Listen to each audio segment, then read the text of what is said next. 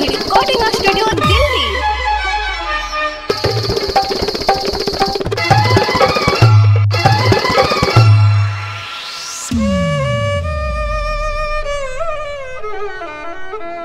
जार से जबे थर थर दहिया पछिया हवा बहै छै ऐसन हाल में छोड़ के मुआना दिल्ली में जाके रहै छै।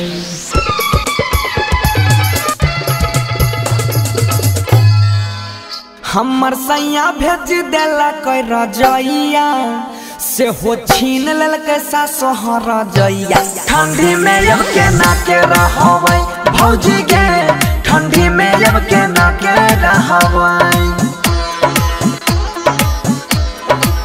गे। हमर साई भेज देला कोई रजैया से हो छीन लेलकै सासो रजैया। ठंडी में अब केना के रहबै भौजी गे, ठंडी में अब केना के रहबै भौजी गे, ठंडी में अब केना के रहबै।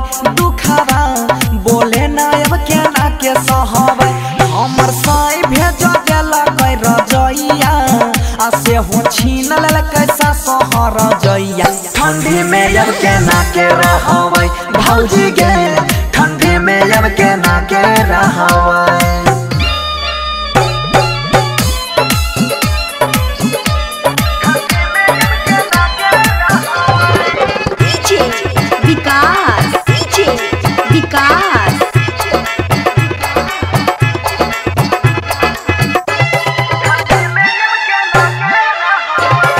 मटियारकला सीतामढ़ी, मटियारकला सीतामढ़ी। हाँ हाँ जार से देहिया थोड़ा थोड़ा कांपै, दुखवा के करा से कहबै गे हे गे सखिया। जार से देहिया थोड़ा थोड़ा कांपै, दुखवा के करा से कहबै गे। पछिया के हवा सट सट बहै, केना के अकेला रहबै गे। जब सिल्हा पर मसाला के पीसी हमरा हाथ में लागै छै 20-20। ठंडी में अब केना के रहबै भौजी गे, ठंडी में अब केना के रहबै भौजी गे, ठंडी में अब केना के रहबै। इतना दुख बोले ना अब केना के सहबै। हमर साई भेजने रहै रजैया आ से हो छीन लेलकै सासो रजैया। ठंडी में अब केना के रहबै भौजी गे, ठंडी में अब केना के रहबै।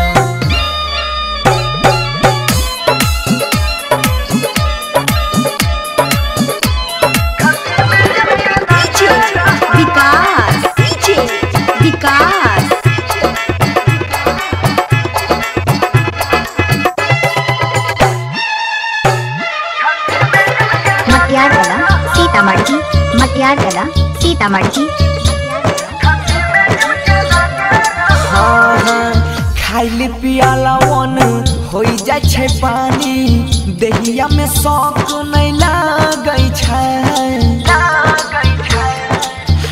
हाँ गे सखिया खाइल पियाला वन हो जाय छै पानी, देहिया में शौक नहीं लागै छै। ननदो सुतै छै 10 बजे दिन तक, साउस सवेरे नहीं जागै छै।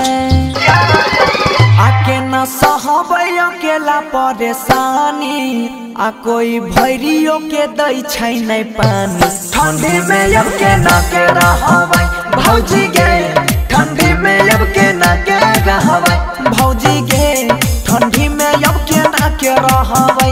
इतना दुख बोले ना अब केना के सहबै।